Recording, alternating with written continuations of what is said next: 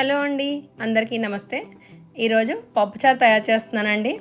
అందరి ఇంట్లోని వారానికి 3 టైమ్స్ అయినా కంపల్సరీ చేసుకునే పప్పు కదండి. ఏదో ఒక వెరైటీ చేస్తాం. పప్పుచారు, సాంబార్, పప్పు టమాటో. ఈరోజు సింపుల్గా టేస్టీగా ఎలా చేసుకోవాలో చూసేద్దామండి. ఈ పప్పుచారు సాంబారు ఒక వ్యసనం లాంటిదేనండి. ఈరోజు చేసినా మళ్ళీ ఒక 2 రోజులకి మళ్ళీ ఎప్పుడు చేస్తారు అన్నట్టు చూస్తారు. ఇంట్లో అందరికీ ఫేవరెట్ అండి. మీ ఇంట్లో ఏది ఫేవరెటో కమెంట్ చేసేయండి. ఇప్పుడు ఎలా తయారు చేసుకోవాలో చూసేద్దాం.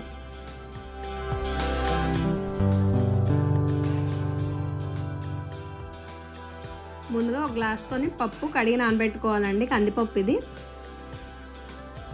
పప్పు కొంచెం నానాక ఒక 20 to 30 minutes అయితే సరిపోతుందండి.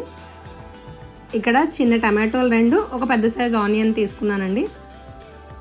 కొంచెం పసుపు వేసుకోవాలి పప్పు ఉడకబెడుతున్నప్పుడు. కొంచెం ఆయిల్ వేసుకోవాలండి. మనకి ఆయిల్ వేసుకుంటే పప్పు ఎక్కువ పొంగదు కూడానండి కుక్కర్లోంచి, లేకపోతే స్టవ్ అంతా అయిపోతుంది కదా.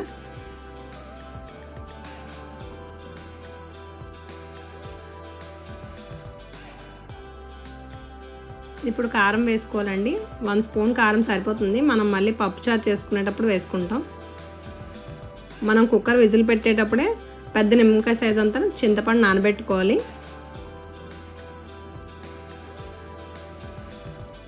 పప్పు మనకి 4 to 5 విజిల్స్ వచ్చాక బాగా ఉడికిపోతుందండి.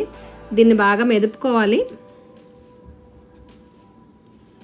ఇప్పుడు ముందుగా కట్ చేసి పెట్టుకున్నాం కదండి, మనం సగం సగం టమాటో ఉల్లిపాయలు వేసుకున్నాం కదా, మిగిలినవి ఇప్పుడు వేసుకోవాలి.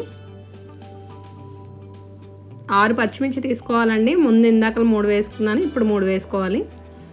ఇప్పుడు చింతపండు రసం వేసుకోవాలండి.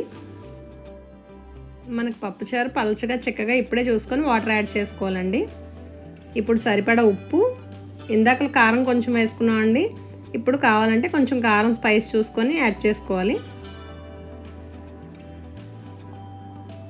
పప్పుచారు మరుగుతున్నప్పుడు ఒక 2 కరివేపాకు రెమ్మలు వేసుకోవాలండి.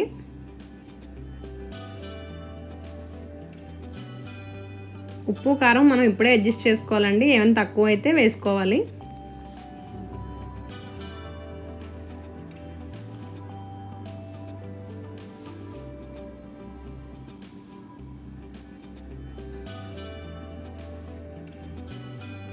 పప్పుచారు మరిగిపోయిందండి. ఇప్పుడు మనం పోపు వేసుకోవాలి.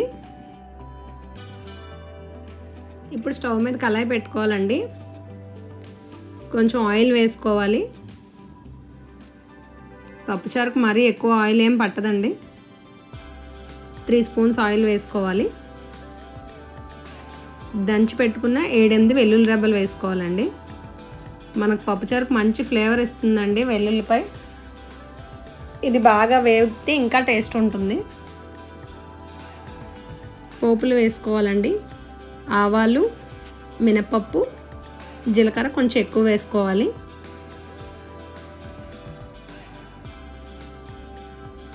ఏడెనిమిది ఎండుమిర్చి కట్ చేసి వేసుకోవాలి. ఒక గుప్పెడు కరివేపాకు వేసుకోవాలండి. మీడియం ఫ్లేమ్లో పెట్టి కలుపుతూ ఫ్రై చేసుకోవాలి.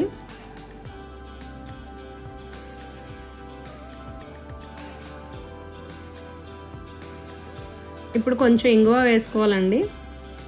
పప్పుచారు సాంబార్కి ఇంగువ టేస్ట్ చాలా బాగుంటుంది. డైజెషన్ కూడా ఈజీగా అవుతుందండి. ఇక్కడ నేను వేస్తుంది ముద్ద ఇంగువ అండి. ఇది చిన్న ముక్క వేస్తే కరిగిపోతుంది. ఇప్పుడు స్టవ్ ఆఫ్ చేసుకొని ముందుగా మరిగిన పప్పుచారుని పోపులో వేసుకోవాలి. వీడియో నచ్చితే లైక్ చేయండి, షేర్ చేయండి, కామెంట్ చేయండి. సబ్స్క్రైబ్ చేసుకోవడం మాత్రం అస్సలు మర్చిపోకండి. Thank you for watching. ఆగండి, లాస్ట్లో కొత్తిమీర వేసుకోవడం మర్చిపోకండి. Thank you for watching.